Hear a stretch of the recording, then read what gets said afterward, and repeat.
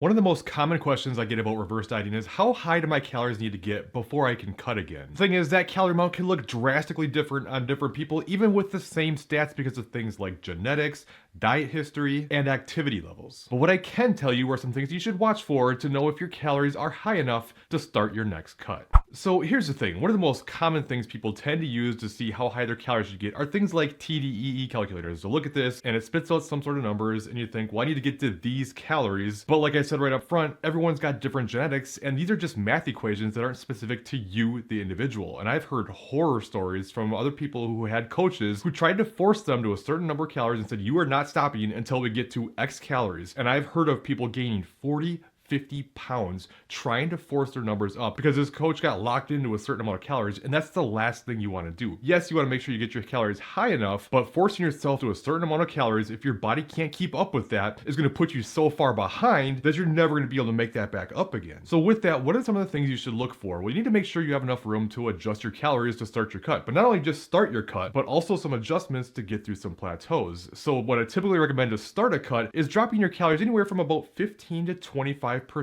And then when you hit plateaus, you typically drop another 10% or so. So for instance, if you worked your calories up to 2,000, you started your cut, you dropped them by 20%. Now you're at 1,600 calories. Eventually you hit a plateau, you drop 10% from there. That's 160 calories, brings you to 1,440 calories. Another plateau, drop another 10%. Now that's 140 calories, bringing you down to 1,300 calories. So you need to make sure you have room to make these kinds of adjustments because if you're too scared to gain weight and you don't get your calories high enough, if you start your cut and you're already feeling like you're on super low calories just to start, your cut is not likely to go very well. Another thing to watch for are things like hunger signals. Your food focus. Do you feel like you have plenty of balance and flexibility with your diet? Are you not overly hungry? In fact, one of the best signs I see that you're probably in a great place to cut is that not only are you not hungry, the thought of adding more calories to your diet makes you almost feel sick because you're so full. That is one of the best signs. But you have to keep in mind how hungry you are isn't only about the number of calories you're eating. For instance, if you're early in a reverse diet, you dieted for a long time previously, your body fat is much lower than normal,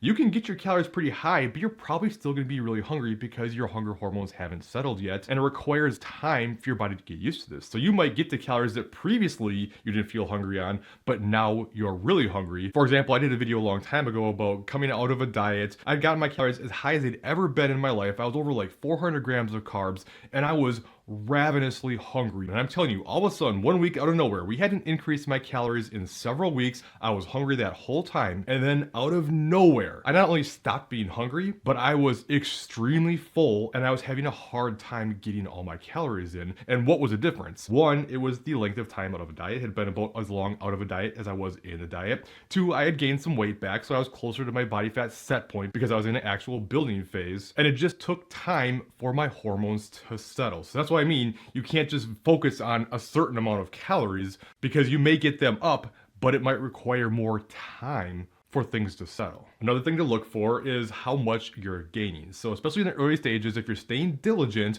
most of the time you're not going to gain much. Now you always have to be okay with gaining some weight. It's going to happen. It's part of the process. Very few people are able to just keep increasing their calories and not gain any weight. And no matter what, at some point you're going to get to your genetic potential and you can't just keep increasing calories forever and never gain any weight. Remember, it's about undoing the suppression in your metabolism, which means we're just trying to get it back to what it should be if it wasn't suppressed because of your previous dieting. So what often ends up happening is you maybe don't gain a whole lot at first, and yes, it's going to increase over time, but it's all reasonable. And then at some point you keep making increases and you realize, wow, I'm starting to gain weight at a much faster pace here. At that point, when it's done consistently, like not like 1 week or 2 weeks, like there's so many reasons weight can jump up and down, but if over a longer period of time you notice that you just keep consistently gaining more than you want, and that's probably a sign that you've gotten past what your genetic potential would say. And at that point you can dial your calories back a little bit, maybe around 100 or so, just to kind of get back down to a place where you can more roughly maintain and just hold those higher calories. Because one of the biggest factors in making sure you're going to be able to diet successfully again is not the amount of calories you're eating, but the length of time away from dieting. So you can't just get your calories up and then immediately slash them and expect to see results. Your body needs time to adapt or it's never going to work. But how much time you need does depend on a lot of different factors. But I do have a video you can check out right here that not only talks about how long is your reverse diet, but how to go through the process as a whole, how fast to increase your calories, basically everything you need to know. So check that out next, and I'll see you in that other video.